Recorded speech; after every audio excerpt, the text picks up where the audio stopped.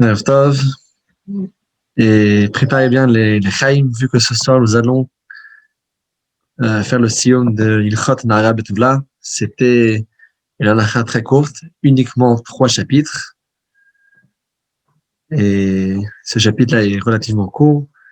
On va prendre ici différents concepts, notamment la Avera de Motzi Shemra, qui est une Avera qui est très facile à trébucher dedans. C'est une Avera qui est faite avec la parole. Et c'est une Avera qui est encore pire que le Lashon Hara. Et on va voir quelle est la circonstance du Motzi Shemra, comme discuté dans ce chapitre, dans le chapitre de Ilchot Nahara Betula, 3e chapitre et dernier chapitre des lois de Nahara Betula. Comme vous les allez voir dans le texte que je vais partager avec vous de suite.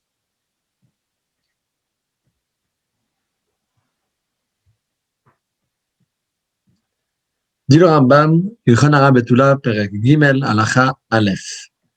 המוציא שמרה על בת ישראל ונמצא הדבר שקר, לוקה, שנאמר ויסרו אותו, והזרה שלו מלא תלך רכיל בעמך, ונותן לאביה משקל 100 סלעים כסף מזוקק, ואם הייתה יתומה, הרי הן של עצמה, ומוציא שמרה על הקטנה או על הבוגרת, פטור מן הקנס ומן המלכות, ואינו חייב עד שיוציא על הנערה, שנאמר, והוציאו את בתולי הנערה, נערה מלא דיבר הכתוב. Alors, celui qui motzi shemra, c'est-à-dire celui qui dit sur une bâtisse Israël, sur une fille juive, qu'elle a eu des relations pas cachères avec une autre personne, alors qu'il s'avère que c'était faux, alors, dans ce cas-là, les paiements ne suffisent pas, mais loquet, il est chayav malkout, il sera coupable de la peine des coups. C'est écrit dans la Torah, lot il rachim. Alors, on n'a pas le droit d'aller et de raconter des choses de mal sur autrui. Et donc, ce lot assez, il inclut également le motzi shemra sur une fille juive. Et c'est comme ça qu'on peut donner malkout, vu que normalement, il y a une règle que ein onshin ela imken mazirin n'a pas le droit de punir si on n'a pas prévenu. Et là, la Torah l'a prévenu. Il y a une prévention, un lot assez général de ne pas aller colporter pour dire des choses négatives d'une personne à une autre personne. Et en plus de cela, en plus de ce malkout, il faudrait qu'il paye sans le poids de 100 slaim d'argent mezoukak, d'argent pur. Si elle était orpheline, l'argent va à son propre compte. Si elle était sur le compte de son père, l'argent va sur le compte du père. Al-Khabet, en alin dinzela bifna abayit, ou bevedin shel esrim ou shlosha. לפני שיש בדין מוציא שמרה, דיני נפשות, שאם נמצא דבר כמו שאמר, הרי זו נהרגת. אבל האונס והמפתה דנים בהן בכל זמן משלושה, כמו שהתבאר בהלכות סנהדרין. Si une personne vient à être motzi shemra sur une fille juive, qu'elle a eu des relations pas cachères, elle a fait znout de son plein gré, alors dans ce cas-là, il faut avoir un beddin de 23 juges minimum et devant le Beth Amikdash, vu qu'il y a ici une possibilité de venir à un jugement de question de vie ou de mort. Parce que si l'accusation, c'était pas une fausse accusation, c'était pas un motzi shemra, mais en fait, il avait dit vrai, et c'était vrai en vrai. Alors là, si une femme qui est mariée, elle fait znout, elle est chayavet mita, il y a la peine capitale, et la peine capitale, elle est uniquement jugée avec 23 juges, vu la gravité de la chose. Mais les autres cas de ones mefateh, alors, on peut également le juger uniquement avec un beddin de 3, et un beddin de 3 suffisent par rapport à ça. Ça, on va expliquer dans les lois de Sanhedrin, qui seraient dans le Sefer Shoftim, dans le 14e livre du Rambam.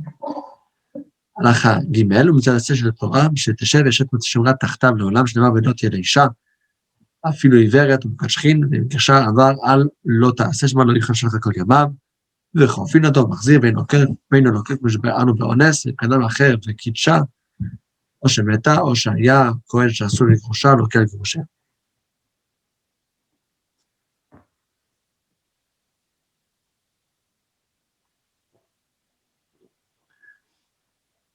Alors, elle est semblable à ce qu'on avait dit avant dans la hier, par rapport au Nes Mefater, un mari qui était marié avec une femme et qui était Motzi Shemra alors que c'était faux sur sa femme en disant qu'elle a fait Znout, il n'a pas le droit de la divorcer, même si elle aura différents défauts, même si elle a des ulcères et des coups qu'il faut rendre vraiment désagréables de vivre avec elle, il n'aura pas le droit de la divorcer. S'il a divorcé, il a transgressé, il faudrait qu'il la remarie. Mais s'il y a une personne qui se marie avec elle au milieu, dans la Chaïe, qu'on n'a pas le droit de se remarier avec une femme qu'on a divorcée, si elle était remariée pendant ce temps avec une autre personne au milieu, alors là, il a fait une avéra qui est irréparable, puisqu'il a divorcé alors qu'il n'avait pas le droit. Il ne pourra pas le réparer vu qu'il n'aura pas le droit de se remarier avec elle. Donc là, il reçoit Malkout. Tant que je peux réparer une avéra, je ne reçois pas Malkout. Malkout, c'est dès que c'est irréparable. הלכה ד' נמצא בדבר זימה או שנמצא לצורה לה בחייבת אבין או בחייבת עשה, אחרי שנייה, אז נקרשם בגט, שם ולא תהיה לאישה, אישה הראויה לו, ולמה לא יבוא עשה ויתחל לא תעשה? בין במוציא שם רע בין באונס, ואיסה זו אסורה לו, שאני אפשר לו שלא תרצה היא לשב, נמצא עשה ולא תעשה קיימים. Si on a trouvé que la femme elle se comportait de façon qui n'était pas cachère, ou bien qu'il y avait un interdit, un lota assez qui les interdisait de rester mariés ensemble, ou bien Khaïba assez, ou bien même Shnia. Shnia veut dire que c'est un interdit midrabanan, qu'il y ait ce mariage ensemble. Alors là, même s'il était Motzi Shemra, et normalement il n'a pas le droit de la divorcer, dans tous ces cas-là, qu'il y a une problématique halachique de rester marié avec elle, il la divorce avec un guet. A priori, on se pose la question, j'ai deux mitzvahs ici, j'ai la mitzvah, j'ai d'une part, j'ai une mitzvah tassé, et d'autre part, j'ai une mitzvah lota assez. Alors, j'ai la mitzvah tassé qui est de rester marié avec elle, et j'ai les lota assez qui rendent ici interdit. Normalement, la mitzvah tassé, elle repousse les lota assez. Un des exemples les plus connus qu'on discute, c'est que c'est écrit dans la Gemara, plusieurs endroits, notamment Masechet Kedushin, et Masechet Shabbat aussi. Par Rabbi Eliezer Omer, c'est écrit que la Brit Mila repousse le Shabbat. Shabbat, c'est une mitzvah positive. Pardon, Shabbat, c'est une mitzvah négative de ne pas transgresser le Shabbat. La Mila, c'est une mitzvah positive, mais ça tassé. Elle repousse le Shabbat. Bon, la vérité, c'est que là-bas, c'est encore plus profond parce que Shabbat a en fait deux mitzvahs. Il y a la mitzvah négative, également la mitzvah positive. Zachor et Shamor, c'est les deux mitzvot, positives et négatives. Là, c'est tout un pile-poule. Pourquoi est-ce que finalement on repousse Shabbat malgré que Shabbat a deux éléments? Mais la règle générale à connaître, c'est que si j'ai d'une part, j'ai une mitzvah tassée et qui va rentrer en collision avec une mitzvah lota assez, c'est la mitzvah tassée qui prend le dessus. Un exemple plus simple. Là, j'avais ramené l'exemple de Shabbat, qui est un exemple qui en fait est beaucoup plus complexe, mais un exemple qui est tout simple, qui est vraiment ce cas-là par absolu, c'est avec le Metzora, celui qui est lépreux, et il a la lèpre exactement dans l'endroit de la Brit Mila. Arrive le 8e jour, ou bien il n'a pas encore fait la Brit Mila. Est-ce qu'il coupe ou il ne coupe pas? Il y a un interdit, un lota assez de ne pas détruire des évidences de lèpre, de tzarat. D'autre part, en collision avec cette lota assez, j'ai mitzvah assez, mitzvah positive, de faire la Brit Mila, de couper. Et on coupe ou on coupe pas, la réelle est évidente, on coupe. Et donc ici, pose la même question, pourquoi est-ce que je ne dirais pas que la mitzvah assez, la mitzvah positive de rester marié avec cette femme, va surpasser les problématiques lota assez de ne pas rester marié avec elle? Et le Rambam nous répond et dit parce qu'ici, il y a une possibilité d'accomplir les deux, vu que c'est pas une mitzvah assez dans le sens absolu qu'il faut qu'il reste marié. Si la femme, elle veut pas rester mariée avec cet homme qui a parlé mal sur elle, elle est pas obligée. C'est une obligation que donne sur le mari. Mais seulement si la femme, elle veut rester avec lui. C'est une amende sur le mari, c'est une punition sur lui. Et c'est dans le cas que la femme, elle est d'accord. Si la femme, elle n'est pas d'accord, il n'y a pas de transgresser le AC quand il a divorcé, parce que c'est la femme qui voulait pas. Alors, tout simplement, on va convaincre la femme, on va dire, écoute, c'est pas bien de vouloir rester avec lui, parce que de toutes les manières, il y a ici une problématique de lota AC. Et comme ça, on peut se rendre quitte des deux obligations. Le lota AC de ne pas rester ensemble, parce qu'ils ont l'autre problématique, que ce soit une problématique de la Torah, bien de la banane, d'être mariés ensemble, c'est un interdit, c'est un proche d'une certaine manière assez éloigné, mais c'est quand même interdit. Et d'autre part, il y a l'obligation de rester mariés ensemble, mais c'est à condition qu'elle veut bien. Alors, on les explique qu'en fait, c'est pas une chose qu'on peut vouloir, vu que c'est un mariage qui n'est pas un mariage kasher dans le sens absolu du terme. Alachahe, maintenant, pratiquement, qu'est-ce que ça veut dire? Qu'est-ce que ça veut dire? ושאבוא לבית דין ואמר, נערה זו בעלתי אותה ולא מצאתי לה בתולים. וכשביקשתי על הדבר, נודע לי שזינתה תחתיי, אחר שארסתיה, ואלו הן עדיי שזינתה בפניהן. ובדין שומעים דברי העדים, חוקרים עדותן, נמצא את הדבר אמת. קלט. מביא אב עדים והזימו העדים שהביא הבעל, ונמצאו שהעידו שקר, יסכלו וילקחו וייתן מעשר. Otat Shabra, il vient devant le Bedin et il dit, voilà, il y a cette jeune fille,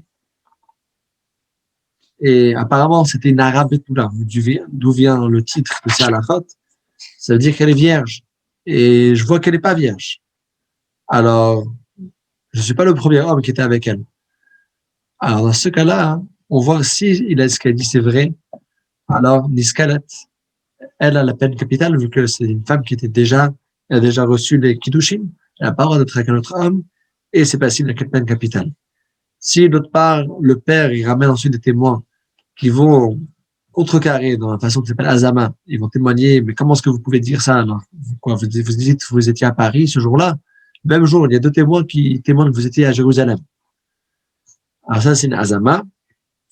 Et donc là, dans ce cas-là, c'est les témoins qui ont essayé de témoigner à tort, avec un témoignage qui aurait pu tuer cette fille. C'est eux qui seraient tués. Dans la réalité, qu'un témoin qui témoigne à tort, on le fait ce que lui a voulu faire.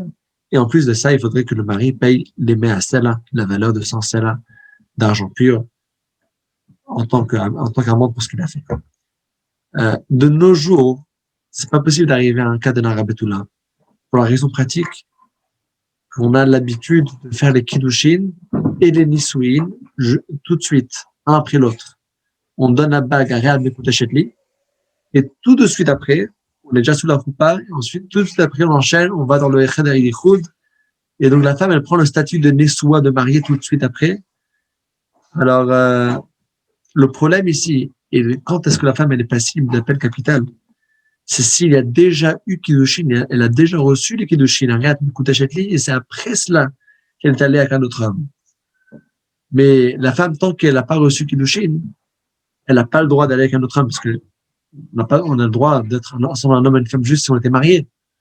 Mais si elle n'était pas encore mariée à personne, alors il n'y a pas le chiyuv mita, il n'y a pas la peine capitale. C'est un lot à assez, sans peine capitale. Et donc, le cas qu'on décide ici, c'est parce que l'habitude à l'époque était de laisser un laps de temps entre les kiddushin et les nisuin, et après il vient un an plus tard, lorsqu'il fait les nisuin, et là il dit, il y a eu un problème pendant cette année-là, après qu'il a déjà reçu les kiddushin, alors elle a sûrement fait quelque chose d'interdit.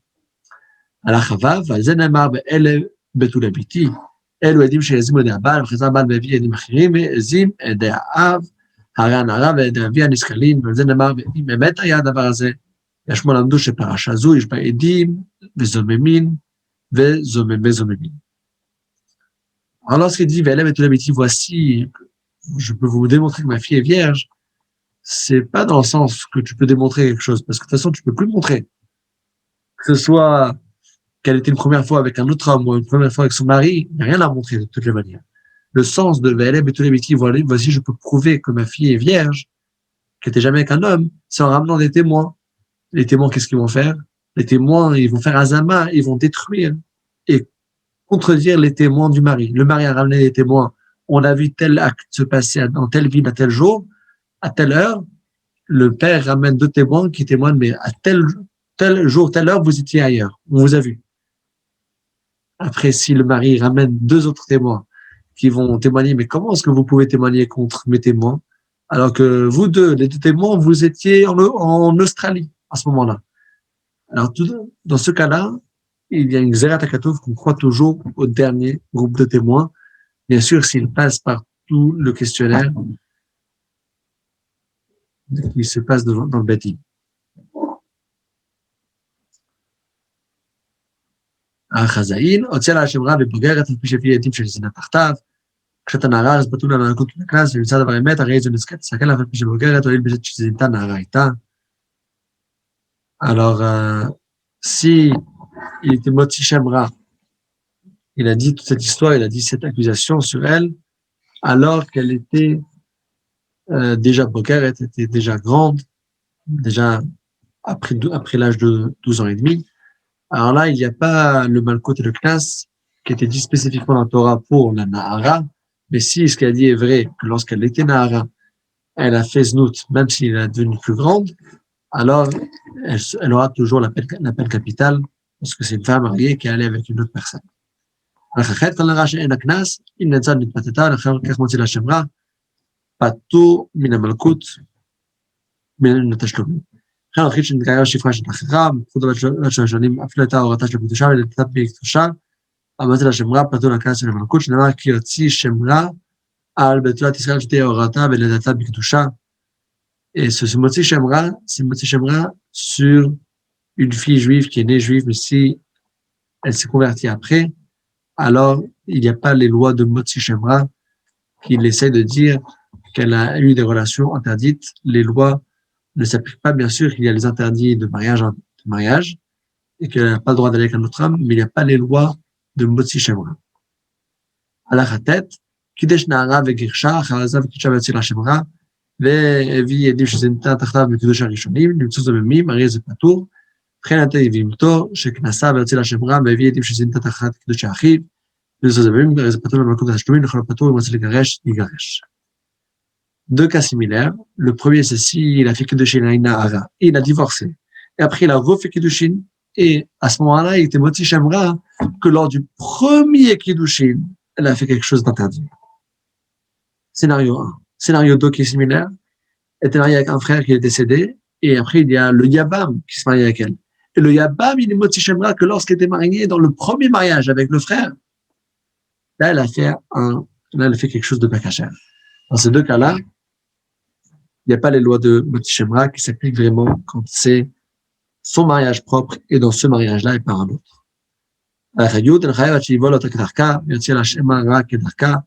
בעלה, שלא כדרכה, במעלה מוצאת תהיה הבתולה, פטור, מקרת ומקרת מרדות, לכן הוא אמר למצאת תהיה הבתולה ולא אמר שזינתה תחתיי, או שזו זינתה תחתיי, כי עדים אלה באו מאליהם, אז פטור, שאף על פי שהעדים נרחקים אם הוזרו.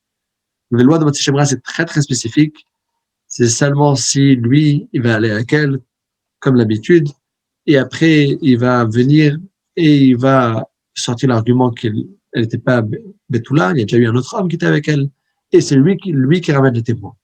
Mais s'il manque une de ces trois conditions, que lui, il aille avec elle, et après qu'il lui fasse l'accusation, et après que lui ramène les témoins, par exemple, les témoins sont venus tout seuls d'eux-mêmes, alors là, il n'y a pas les lois qu'on a parlé ici spécifiquement de l'arabe Betula, avec l'amende et tout ça. Il y a juste la loi classique d'une femme mariée qui va avec un autre homme, il y a la peine capitale, il y a cette halakha générale, mais il n'y a pas toutes les lois spécifiques de Ilchot Narav Betula. הלכה י"א, זה שאמר בתורה ופרסו השמלה, לשם כבוד, שלשים לנטלים בידי סתירה הדבר, וכן זה שאמר האב אלה בתולה ביתי, הן זוממי העד הבעל, וזה שנאמר באמת היה דבר, תהרג בשביל זינת אחר האירוסין בעדים, שנאמר לזינת בית אביה, אבל קודם האירוסין, כהרדנת תורה בה שהיא פטורה מכלום, ועלה חייב תשלומי ממון בלבד בין פיתה בין אנס. Parce que c'est rapport à l'expression qu'on va enlever la robe, c'est une expression pour dire qu'on va discuter, on va découvrir la chose et le secret de la chose. De toute façon, il n'y a rien qu'on peut vérifier après coup. C'est juste, on va ramener des témoins, qu'est-ce qui s'est passé de toutes les manières. Est-ce que la première relation, c'était cet homme-là, ou bien il y avait un autre homme qui était avant? Et donc, tout ça, c'est une chose qu'il faudra vérifier. Ça se passe avec le système de témoignage. Un témoin qui peut aller contredire un autre témoin, et finalement, on va voir quelle serait la vérité. Quand il y a des témoins qui se contredisent, alors nous, le Bedin fait le maximum de ce qu'il peut faire, mais finalement, on ne peut jamais connaître la vérité à 100%. Nous, on juge selon ce qu'on voit devant les yeux. Et il faut prier que Hachem nous guide de faire un jugement de vérité, parce que seulement Hachem, lui, peut garantir que le jugement qu'on fasse soit vrai. Vous voyez qu'il y a des fois des témoins qui peuvent venir, mais je fais confiance aux deux témoins. Peut-être les deux témoins disent quelque chose qui est faux. Alors, la seule garantie qu'on a de faire un dynamite, c'est juste si c'est un Dayan un juge qui est Rechaim, qui craint Hachem, et il fait un jugement, pas pour son kavod, et pas pour des intérêts, mais juste pour amener la vérité. Là, il reçoit une siyata d'Ishmaï, une aide d'Hachem, de juger comme il se doit. Juste pour conclure sur une petite histoire sur ce sujet, en l'honneur du Sioum, alors disons, il faut lire aussi le texte. Adran, Michman Adesayam, Adran Allah, Yichon Aramatullah, Lechaim Lechaim.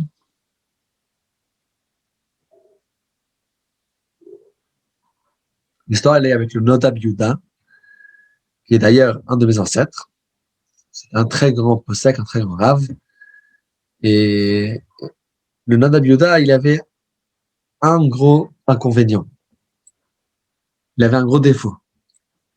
Vous savez quel était son défaut? Son défaut était qu'il était jeune. Alors, il y avait beaucoup de gens dans la ville qui étaient jaloux. Quoi? Ce petit jeune, c'est lui qui va nous dire quoi faire.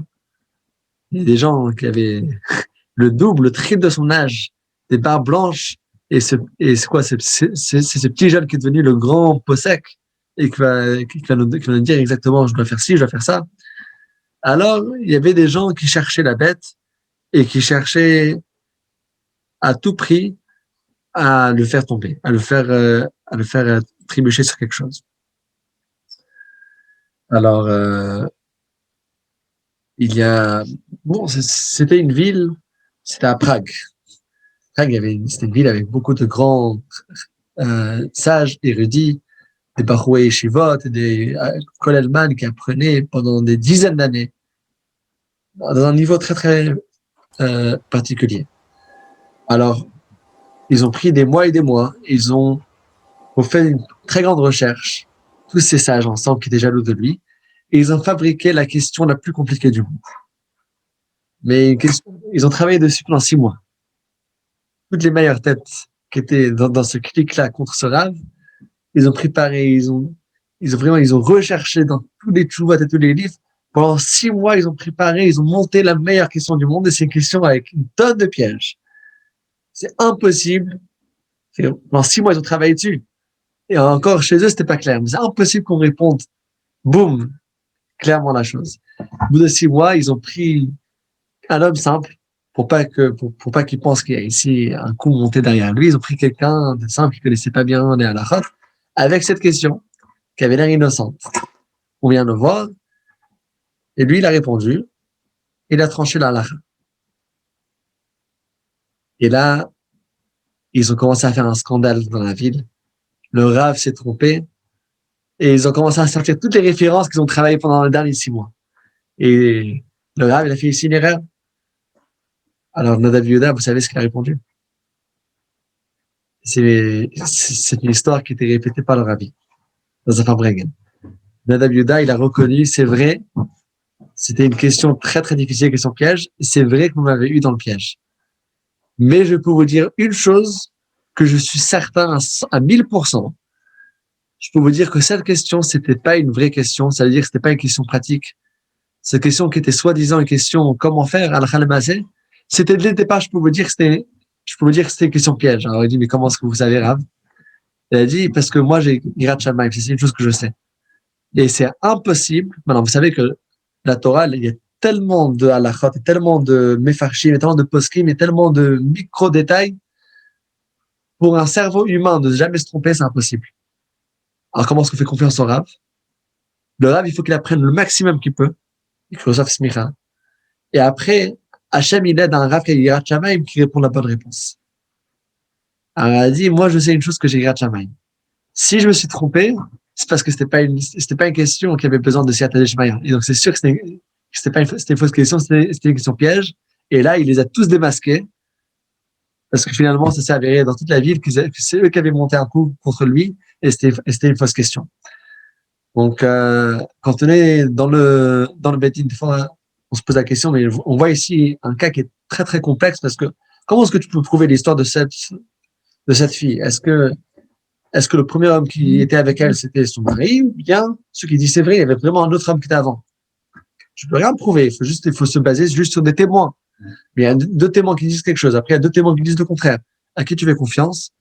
On suit les règles, comment la Torah nous a donné, comment il faut faire des recherches interroger chaque témoin, mais à la fin, la Torah dit que s'il y a deux autres témoins qui témoignent, mais on vous a vu dans telle ville, et que eux aussi ont passé tous les interrogatoires, on croit au deuxième, on croit au dernier, même si c'est pas logique, mais c'est la Torah qui nous a prescrit ça, et donc on est certain que lorsqu'on suit les lois de la Torah, on est toujours dans le bon chemin, même s'il y a 2 témoins contre 100, ils ont le même poids, 2 témoins et 100 témoins.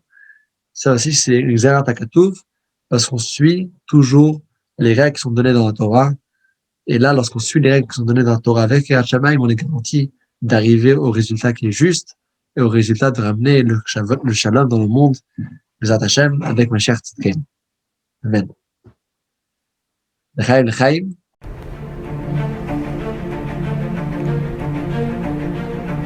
Et si connaître toute la Torah était possible, plongez-vous dans les joyaux de la Torah.